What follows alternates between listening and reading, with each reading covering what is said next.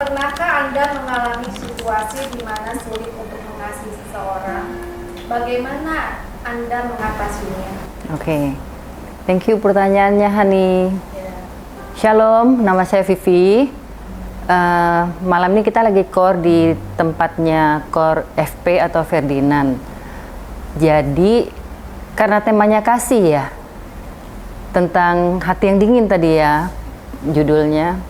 Pernah nggak mengalami itu? Pernah.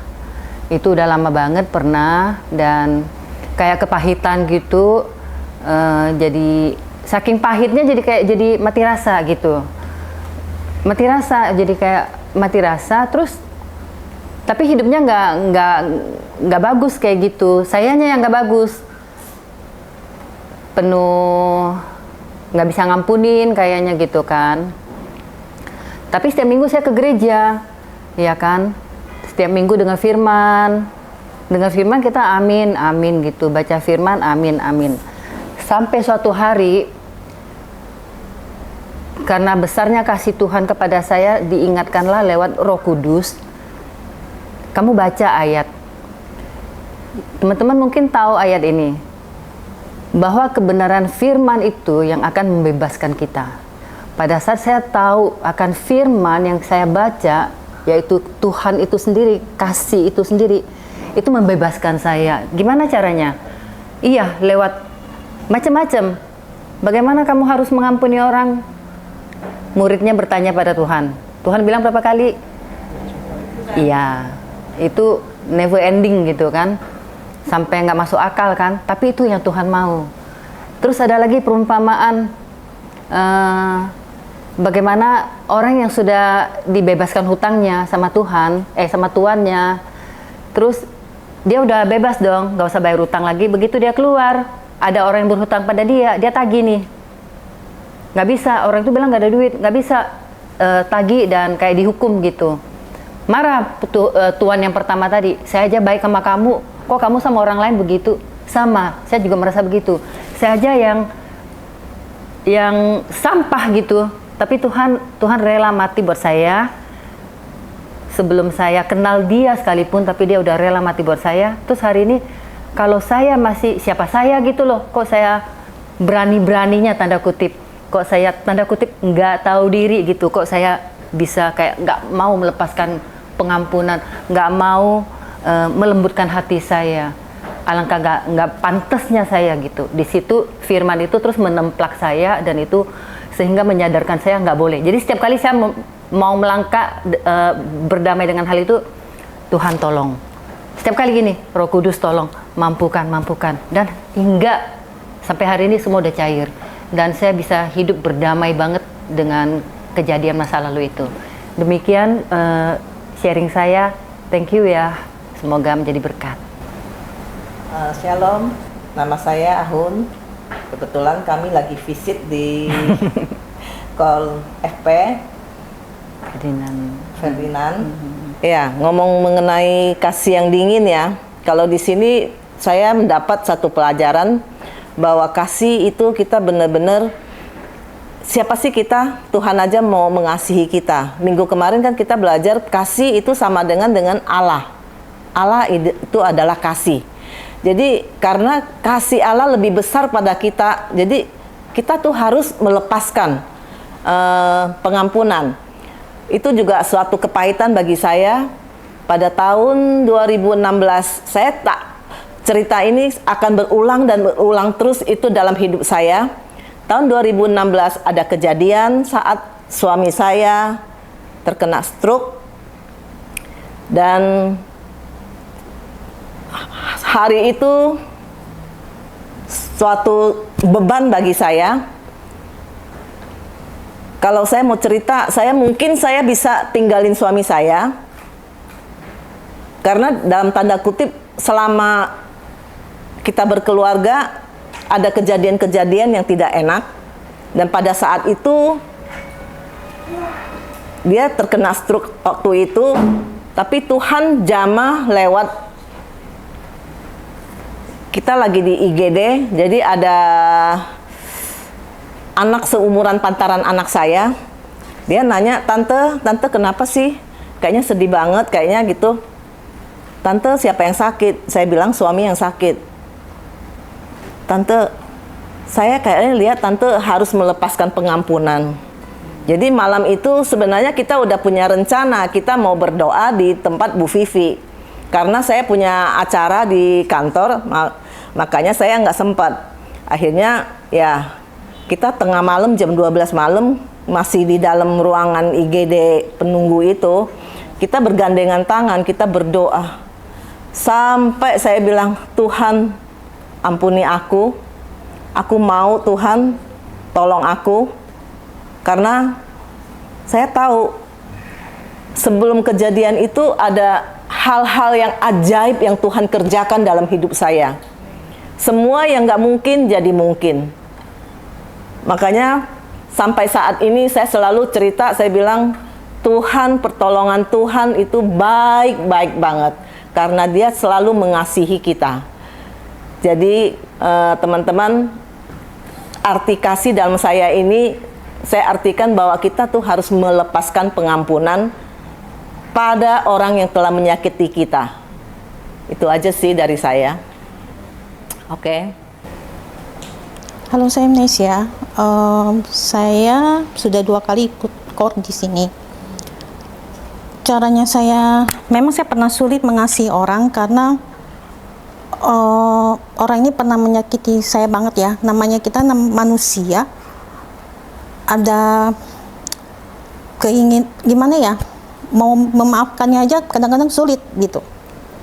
Tapi dengan seiring waktu, doa, lama-lama jadi lupa. Lalu saya pikir dengan melupakan tetap ada rasa gimana ya, rasa sakitnya itu juga nggak hilang walaupun udah lupa.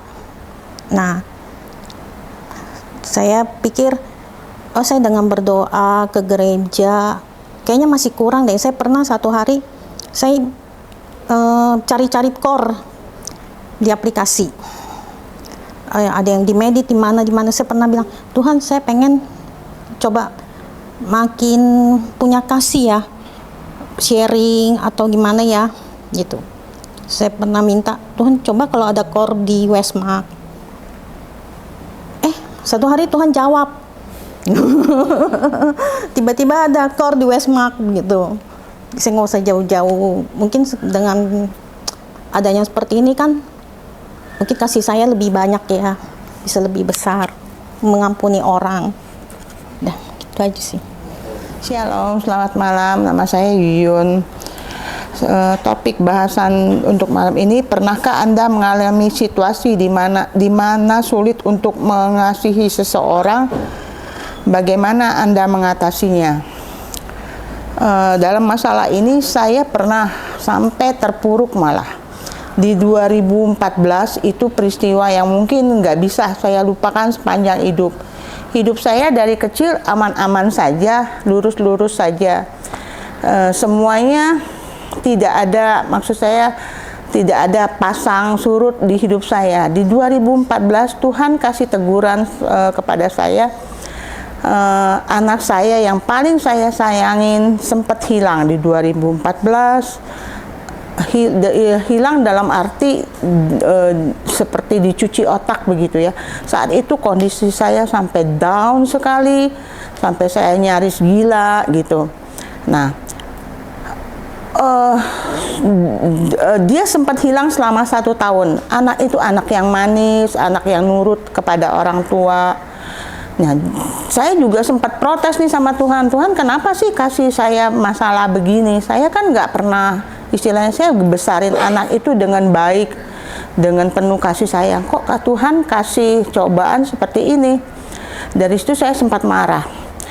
Anak saya juga waktu saya temukan, dia bilang begini kepada kami, dia bilang, kenapa, saya tanya baik-baik, kenapa kamu sampai begini, berbuat begini kepada kami orang tua, apa salah kami? Dia bilang, saya tidak nyaman di agama Kristen, karena agama Kristen itu agama yang sesat. Sesat dari mana? Saya bilang, sesat karena Tuhannya banyak. siapa yang ngajar kamu? Saya bilang begitu.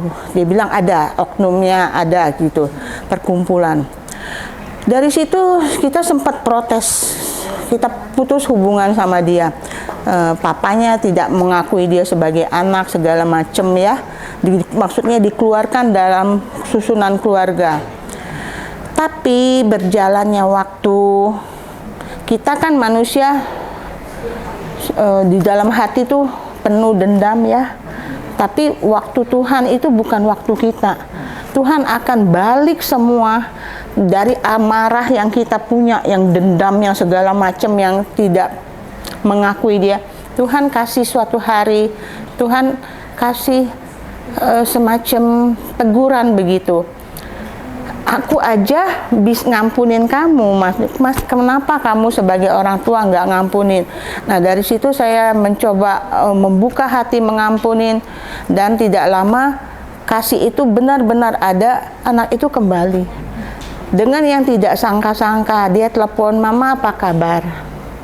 Jadi kasih Tuhan itu, jadi kita sebagai orang tua, sebagai manusia juga harus penuh kasih terhadap sesama. Terima kasih. Shalom, saya Rosita. Pernahkah saya mengalami situasi sulit di mana untuk mengasihi seseorang? Sulit banget sih kadang ya, apalagi orang yang berulang kali sering buat kita kecewa, sering kali buat kita tersakiti gitu kan. Tapi ya kembali lagi ke firman, kita kembali lagi berpikir pada Tuhan Yesus ya, yang istilahnya dia juga telah mati di kayu salib untuk menebus dosa-dosa kita. Dia juga udah mengampuni kita akan setiap kesalahan kita. Jadi ya saya juga kalau tiap kali ingat itu, jadi ya Tuhan aja bisa memaafkan, mengampuni. Jadi saya juga berusaha untuk memaafkan dan mengampuni orang yang telah menyakiti saya. Bahkan seringkali ya saya disakitin orang ataupun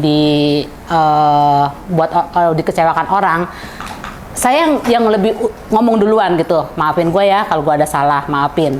Perkara dia mau terima permintaan maaf saya atau tidak, itu haknya dia, terserah dia gitu. Yang penting saya udah minta maaf duluan ke orang tersebut gitu.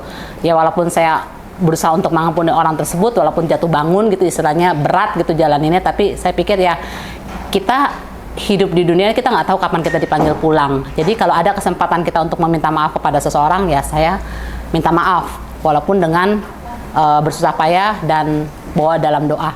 Gitu aja sih.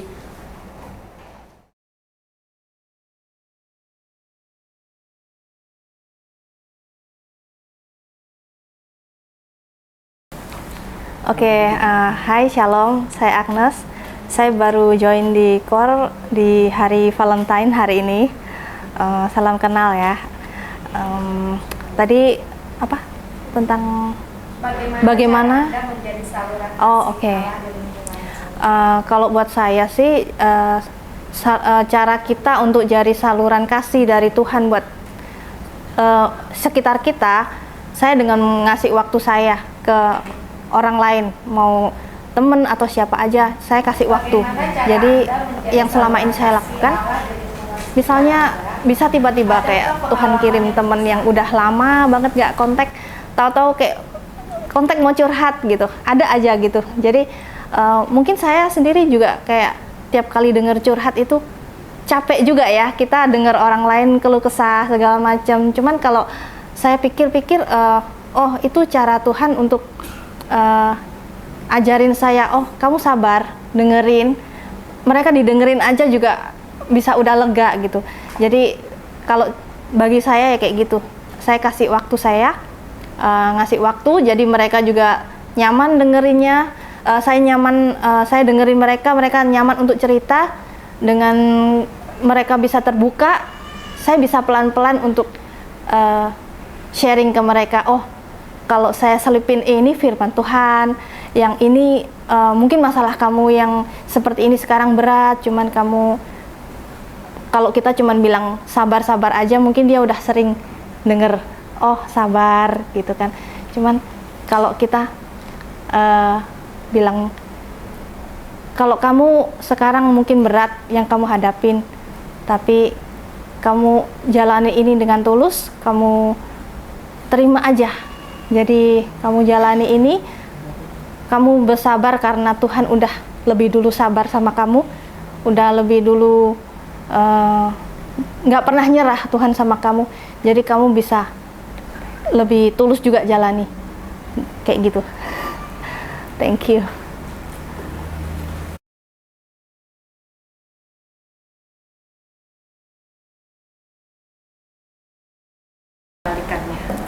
Shalom, perkenalkan nama saya Mary, saya salah satu member dari Core FP. Dari pertanyaan ini, pernahkah saya merasakan kasih saya dingin? Pastinya pernah ya. Sekedar sharing, saya pernah sayang sama seseorang, ya. Sayang yang ibaratnya Tuhan lebih baik saya yang dipanggil duluan daripada dia, gitu kan. Sesayang itu. Sampai kemana-mana pun kalau orang ajak pun saya nggak mau, saya nurut banget sama dia, ya kan. Sampai saya dimanapun dilarang, saya nurut sama dia. Tapi akhirnya, ya ini pasangan saya. Akhirnya setelah menikah, terus punya anak, dilarang terus, kesini nggak boleh, ke situ nggak boleh. Di situ akhirnya kayak saya capek perlawanan. Akhirnya saya mulai belajar melawan gitu kan.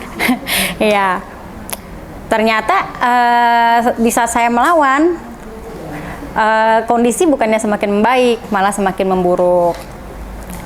Karena sayanya keras, pasangan juga keras.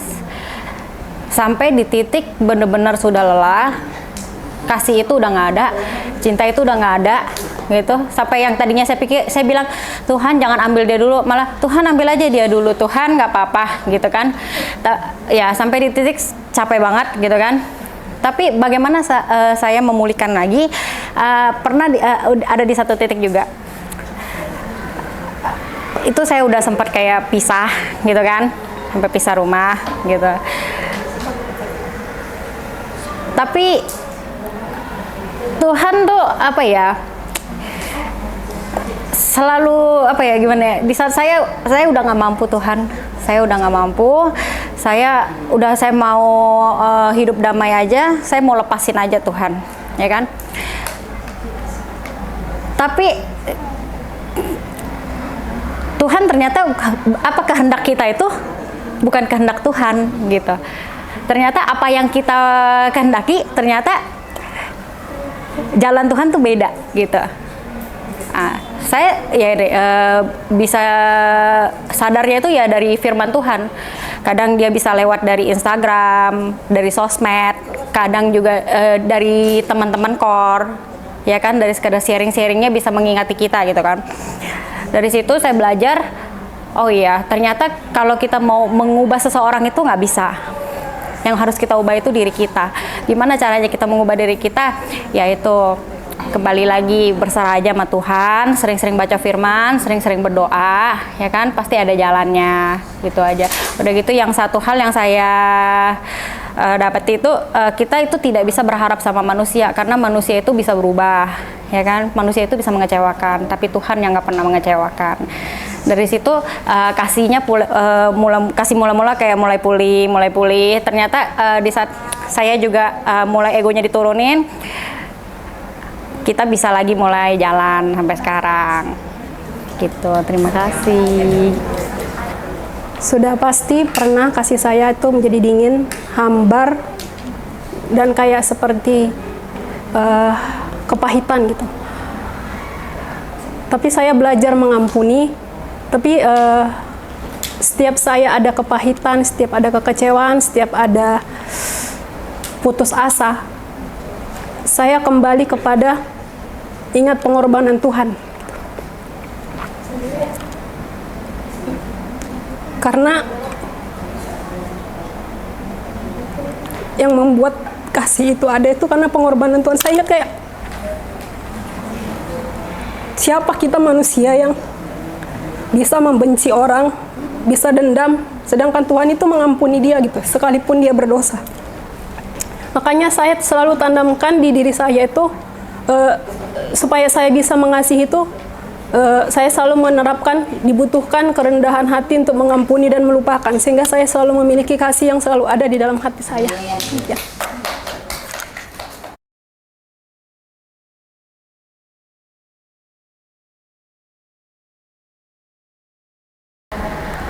Halo, saya dengan Dice, penghuni Westmark. Terima kasih buat pertanyaannya dari Ibu Ketua.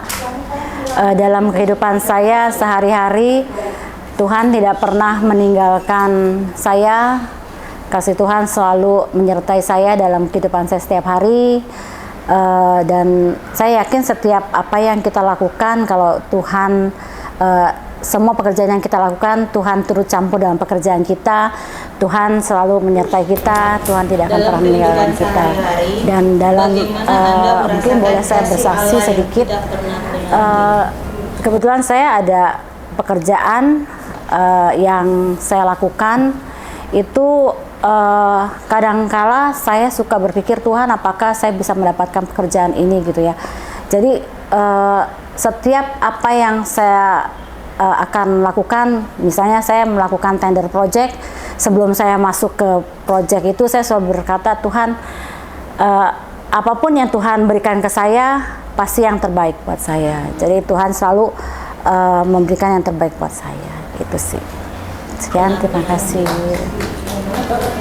Halo, shalom, nama saya Haslim, ini saya Hani. Pertanyaannya dalam kehidupan sehari-hari, bagaimana Anda merasakan kasih Allah yang tidak pernah berhenti? Kalau yang saya rasakan mungkin lebih banyak mengucap syukur gitu aja. Mungkin ya kalau kita mikirkan siapa kita dulu gitu loh, ya kan, sebelum kita mengenal kasih Tuhan apa segala macam, kita bukan siapa-siapa gitu loh.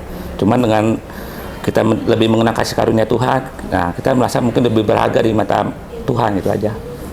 Ya lebih banyak mengucap syukur ya dalam keadaan segala hal. Nah, lebih banyak menyembah memuji Tuhan aja. Itu aja. Ya, puji Tuhan, selama ini saya justru merasakan tuh Tuhan gak pernah meninggalkan saya sedikit pun. Saya pernah merasakan waktu pandemi ya, dimana masa-masa orang kesusahan gitu ya. Tapi saya punya kesaksian, saya puji Tuhan loh. Tuhan meluputkan saya dari semuanya itu ya. Dimana orang kehilangan pekerjaan, orang sulit untuk mendapatkan pekerjaan, justru saya sama Tuhan itu dinaikkan loh. Saya dikasih berkat yang lebih dari orang lain. Puji Tuhan gitu loh. Tuhan gak pernah meninggalkan saya sedikit pun. Walaupun misalnya saya dalam keadaan saya lagi ada masalah, ada apa, puji Tuhan juga saya punya teman-teman di sekeliling saya yang peduli gitu sama saya, baik di keluarga, di lingkungan KOR, di teman pekerjaan, teman sahabat saya gitu ya. Mereka selalu menguatkan saya. Ya tidak lepas juga lah, saya juga pastinya juga lebih berharap kepada Tuhan gitu ya, dengan berdoa, bersehati gitu kan, sama keluarga, sama anak-anak. Paling itu aja sih.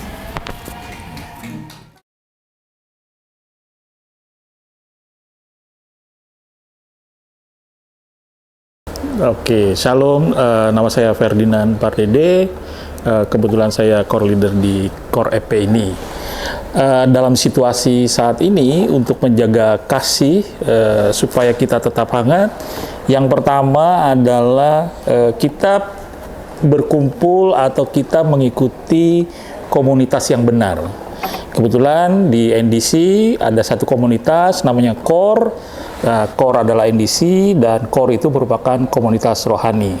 Supaya kita tetap ada dalam kasih Allah yang tetap kasih itu hangat bagi kita, maka salah satunya cara adalah kita berkumpul dengan komunitas yang benar. Jadi teman-teman tetap ikut dalam Core. Yang kedua, kita membangun relasi dengan Tuhan dengan cara membaca firman Tuhan. Di NDC juga ada namanya Bible reading. Jadi kita juga ikut di situ supaya kita tetap senantiasa terhubung dengan kasih Allah. Dan yang ketiga, kita bijak menggunakan sosial media supaya kita bisa menyerap informasi yang benar, supaya kita juga tidak termakan oleh hoax gitu ya, dan kita senantiasa berada tetap dalam berpikiran yang sehat dalam lingkungan yang benar. Itu dari kami. Terima kasih. Nambahin?